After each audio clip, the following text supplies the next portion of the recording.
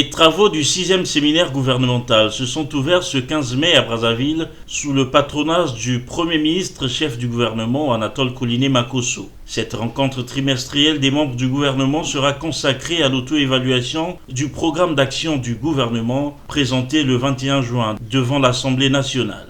En matérialisant notre engagement de faire en sorte que le suivi et l'évaluation nous accompagnent tout au long de notre action, nous allons relever nous-mêmes les points forts, mais surtout les points faibles de notre action pour envisager les éventuels ajustements qui pourraient s'imposer.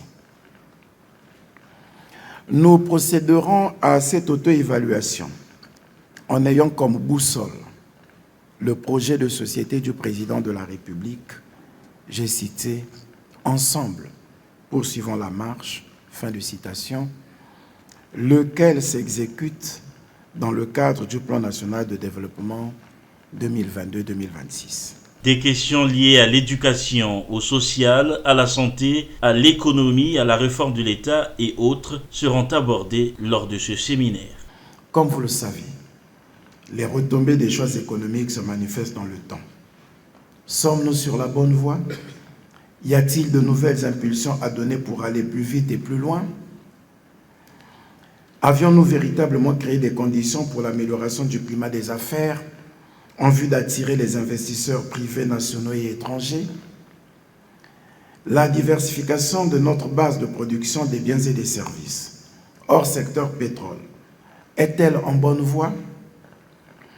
La gestion de nos finances publiques permet-elle de dégager des marges susceptibles de prendre en charge correctement, régulièrement, durablement et complètement les obligations en matière de pension de retraite, de bourse des étudiants, des filets sociaux, de santé et d'éducation?